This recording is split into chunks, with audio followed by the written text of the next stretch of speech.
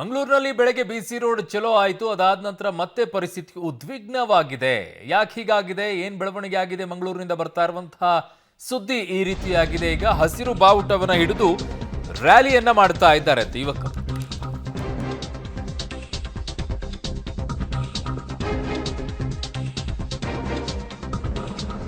ಮಂಗಳೂರಿನ ಬಿಸಿ ರೋಡ್ ಮತ್ತೆ ಉದ್ವಿಗ್ನವಾಗಿದೆ. ಬೆಳಗ್ಗೆ ಎಲ್ಲವೂ ಕೂಡ ತಹಬದಿಗೆ ಬಂದಿತ್ತು ಅಂತ ಎಸ್ಪಿ ಅವರು ಹೇಳ್ತಾ ಇದ್ರು. ಹಸಿರು ಬಾವುಟ ಹಿಡಿದು ಯುವಕರು ಬೈಕ್ ರ್ಯಾಲಿಯನ್ನ ಮಾಡಿದ್ದಾರೆ. ಮುಸ್ಲಿಂ ಯುವಕರ ಬೈಕ್ ರ್ಯಾಲಿಗೆ ತೀವ್ರ ವಿರೋಧ ವ್ಯಕ್ತವಾಗಿದೆ. ರ್ಯಾಲಿ ವಿರೋಧಿಸಿ ಹಿಂದೂ ಸಂಘಟನೆಗಳು ಪ್ರತಿಭಟನೆಯನ್ನ ಮಾಡಿವೆ.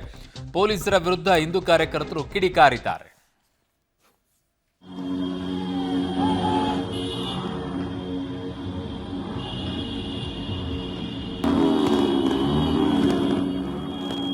ಸೊ ಇದು ರ್ಯಾಲಿಯನ್ನ ಮಾಡಿರೋದು. ನೀವು ಕೇಸರಿ ಬಾವುಟವನ್ನು ಹಿಡ್ಕೊಂಡು ರ್ಯಾಲಿ ಮಾಡ್ತೀರಾ, ಅವರು ಹಸಿರು ಬಾವುಟ ಹಿಡ್ಕೊಂಡು ರ್ಯಾಲಿ ಮಾಡ್ತಾರೆ. ಸೊ ಅದಕ್ಕೀಗ ಹಿಂದೂ ಸಂಘಟನೆಗಳು ಆಕ್ರೋಶವನ್ನು ವ್ಯಕ್ತಪಡಿಸಿದ್ದಾರೆ. ನೀವು ಎಷ್ಟು ಇದನ್ನು ಮಾಡಬೇಕು, ಅವರು ಅಷ್ಟೇ ಅದನ್ನು ಮಾಡ್ತಾರೆ. ಇದು ಯಾವ ರೀತಿಯಲ್ಲಿ ಅಂತಂದರೆ, ನಿಮ್ಮನ್ನು ಉರ್ಸೋಕ್ಕೆ ಅವರು, ಅವರನ್ನು ಉರ್ಸೋಕ್ಕೆ ನೀವು ಅನ್ನೋ ರೀತಿಯಲ್ಲಿ. ಯಾಕೆ ಹೀಗೆ, ಏನು? ನಾವು ಬಿ ಸಿ ರೋಡಲ್ಲಿಗೆ ಚಲೋ ಮಾಡ್ತೀವಿ ಅಂತಂದರೆ ನಮ್ಮನ್ನು ತಡೆ ಹಿಡಿತೀರಾ, ನೀವು ಪೊಲೀಸ್ ಭದ್ರತೆಯನ್ನು ಮಾಡ್ತೀರಾ? ಇವರು ಬೈಕಲ್ಲಿ ಹಿಡ್ಕೊಂಡು ರ್ಯಾಲಿಯನ್ನು ಮಾಡ್ತಾರೆ ಅಂತೇಳಿ ಹಿಂದೂ ಸಂಘಟನೆಗಳು ಕೇಳೋದು. ಸೊ ಈಗ ಪೊಲೀಸರ ವಿರುದ್ಧ ಪಾರ್ಸಾಲಿಟಿ ಮಾಡ್ತಾ ಇದ್ದಾರೆ, ಅವರಿಗೊಂದು ಇವರಿಗೊಂದು ಮಾಡ್ತಾ ಇದ್ದಾರೆ. ಈ ರೀತಿ ಮಾಡಬೇಡಿ ಅನ್ನುವಂಥ ಆಕ್ರೋಶವನ್ನು ಹಿಂದೂ ಸಂಘಟನೆಗಳು ಮಾಡ್ತಾ ಇರೋದು. ಹಸಿರು ಬಾವುಟವನ್ನು ಹಿಡಿದು ಯುವಕರು ಬೈಕ್ ರ್ಯಾಲಿಯನ್ನು ಮಾಡ್ಕೊಂಡಿದ್ದಾರೆ. ಇವತ್ತು ಹಬ್ಬ, ಆ ನಿಟ್ಟಿನಲ್ಲಿ ಅವರು ಕೂಡ ಇವತ್ತು ರ್ಯಾಲಿಯನ್ನು ಮಾಡಿದ್ದಾರೆ. ಯಾರು ಸವಾಲು ಹಾಕಿದ್ರು ಅದಕ್ಕೆ ಉತ್ತರವನ್ನು ಕೊಡೋಕ್ಕೂ ಕೂಡ ಇವತ್ತು ಹಿಂದೂ ಸಂಘಟನೆಗಳು ಅಲ್ಲಿ ಹೋಗಿದ್ರು. ಸೊ ಇವರು ಹೋಗಿದ್ದಾರೆ ಅಂತ ಅವರು, ಅವ್ರು ಬಂದಿದ್ದಾರೆ ಅಂತ ಇವರು, ಇಬ್ಬರ ಜಟಾಪಟಿ ಈಗ ತೀವ್ರವಾಗಿದೆ.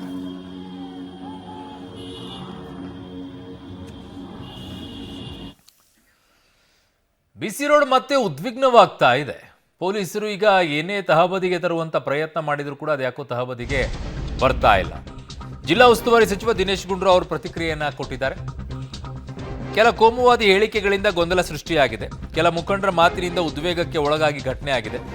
ಬಂಟ್ವಾಳದಲ್ಲಿ ಕಲ್ಲು ತೂರಾಟ ನಡೆದಿದೆ. ಕೆಲ ಕಿಡಿಗೇಡಿಗಳ ಮೇಲೆ ಕಠಿಣ ಕ್ರಮ ಕೈಗೊಳ್ಳುತ್ತೀವಿ ಅಂತ ಜಿಲ್ಲಾ ಉಸ್ತುವಾರಿ ಸಚಿವ ದಿನೇಶ್ ಗುಂಡೂರಾವ್ ಅವರು ಹೇಳಿಕೆಯನ್ನ ಕೊಟ್ಟಿದ್ದಾರೆ.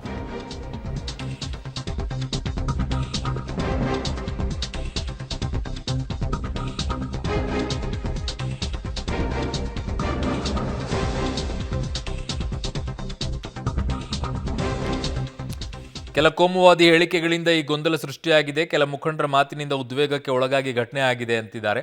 ಇನ್ನೊಂದು ಕಡೆಗೆ ಬಂಟ್ವಾಳದಲ್ಲೂ ಕೂಡ ಕಲ್ಲು ತೂರಾಟ ನಡೆದಿದೆ. ಕೆಲ ಕಿಡಿಗೇಡಿಗಳ ಮೇಲೆ ಕಠಿಣ ಕ್ರಮ ಕೈಗೊಳ್ಳುತ್ತೀವಿ ಅಂತ ಜಿಲ್ಲಾ ಉಸ್ತುವಾರಿ ಸಚಿವ ದಿನೇಶ್ ಗುಂಡೂರಾವ್ ಅವರು ಕೊಟ್ಟಂತ ಹೇಳಿಕೆ ಇದು.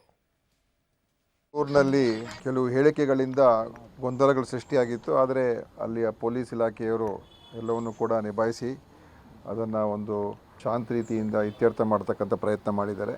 ಕೆಲವರು BJP ಅಂದರೆ ಕೆಲವು ಮುಖಂಡರುಗಳು ಕೆಲವು ಮಾತುಗಳಿಂದ ಆಡಿರ್ತಕ್ಕಂಥದ್ರಿಂದ ಕೆಲವು ಉದ್ವೇಗಕ್ಕೆ ಒಳಗಾಗಿತ್ತು. ಆದರೆ ಬಂಟ್ವಾಳನಲ್ಲಿ ಅದು ಶಾಂತಿಯುತವಾಗಿ ಮೆರವಣಿಗೆ ಮಾಡಿಕೊಂಡಿದ್ದಾರೆ.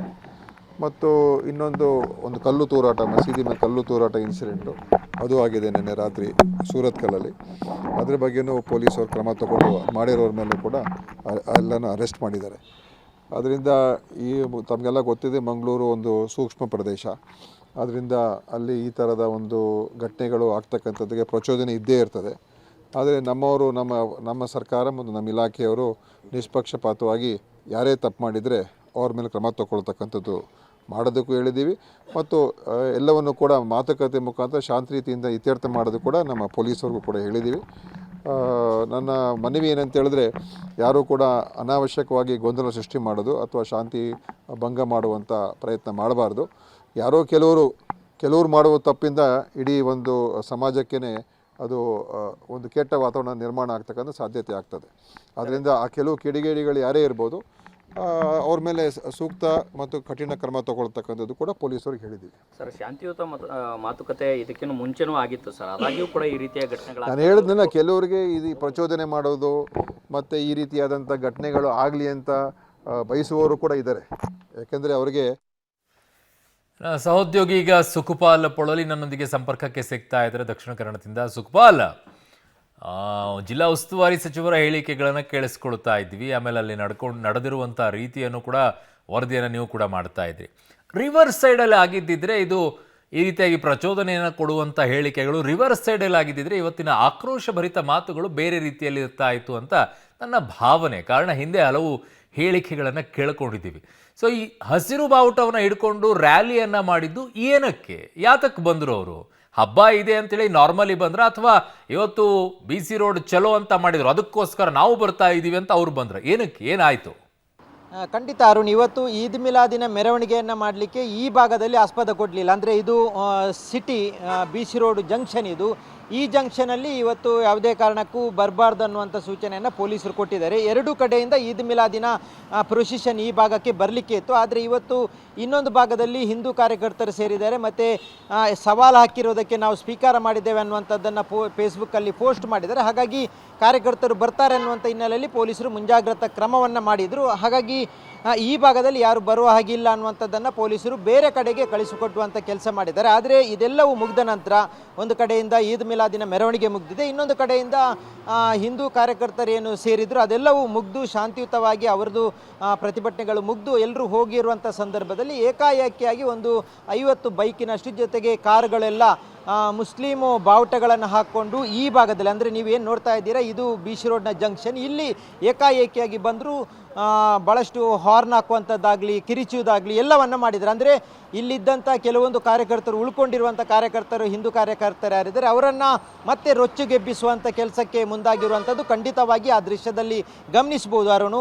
ಯಾಕಂತ ಹೇಳಿದರೆ ಯಾವುದೇ ಪ್ರೊಸಿಷನ್ ಅಲ್ಲ ಇದು, ಈದ್ ಮಿಲಾದ್ನಲ್ಲಿ ಶಾಂತಿಯುತವಾದಂಥ ಪ್ರೊಸಿಷನ್ಗಳು ಇಡೀ ಜಿಲ್ಲೆಯಲ್ಲಿ ನಡೀತಾ ಇರುತ್ತೆ. ಅದು BC ರೋಡ್ನಲ್ಲೂ ನಡೆದಿದೆ. ಆದರೆ ಈ ಭಾಗದಲ್ಲಿ ಈ ಜಂಕ್ಷನಲ್ಲಿ ಬರಬಾರ್ದು ಅನ್ನುವಂಥ ಹಿನ್ನೆಲೆಯಲ್ಲಿ ಅದು ಬೇರೆ ಕಡೆಯಲ್ಲಿ ಡೈವರ್ಷನ್ ಆಗಿ ಆ ಮೆರವಣಿಗೆ ಹೋಗಿತ್ತು. ಆದರೆ ಇದು ಯುವಕರ ಹುಚ್ಚಾಟ ಏನಿದೆ ಅದು ಮೆರವಣಿಗೆ ರೂಪದಲ್ಲಿ ಬಂದಿರೋದಲ್ಲ. ಅವರು ಇದನ್ನು ಇಲ್ಲಿ ಬಂದು ಏನಾದರೂ ತೊಂದರೆ ಮಾಡಬೇಕು ಅನ್ನುವಂಥ ಹಿನ್ನೆಲೆಯಲ್ಲಿ, ಜೊತೆಗೆ ಇಲ್ಲಿ ಸೇರಿರುವಂಥ ಹಿಂದೂ ಕಾರ್ಯಕರ್ತರು ಯಾರಿದ್ದಾರೆ ಅವರನ್ನು ರೊಚ್ಚಿಗೆಬ್ಬಿಸಬೇಕು ಅನ್ನುವಂಥ ಕಾರಣಕ್ಕಾಗಿ ಬಂದಿರುವಂಥದ್ದು ಈ ದೃಶ್ಯದಲ್ಲಿ ಕಾಣುತ್ತೆ. ಅಂದರೆ ಅವರು ಬಂದಂಥ ಸಂದರ್ಭದಲ್ಲಿ ಯಾವುದೇ ಅವರ ಧರ್ಮದ ಪರವಾದಂಥ ಘೋಷಣೆಗಳನ್ನು ಕೂಗುವುದಾಗಲಿ ಅಥವಾ ಬೇರೆ ಯಾವುದೇ ಘೋಷಣೆಗಳನ್ನು ಕೂಗಿಲ್ಲ. ಆದರೆ ಕರ್ಕಶವಾದಂಥ ಹಾರ್ನ್ಗಳನ್ನು ಹಾಕೋದಾಗಲಿ ಅಥವಾ ಕಿರಿಚುವುದಾಗಲಿ ಈ ರೀತಿಯಾದಂಥ ಕೆಲಸಗಳನ್ನು ಮಾಡ್ತಾಯಿದ್ರು. ಇದು ಪ್ರಚೋದನೆ ಮಾಡಲಿಕ್ಕೆ ಬಂದಿರುವಂಥದ್ದೇ ಗೊತ್ತಾಗುತ್ತೆ ಅರುಣ್.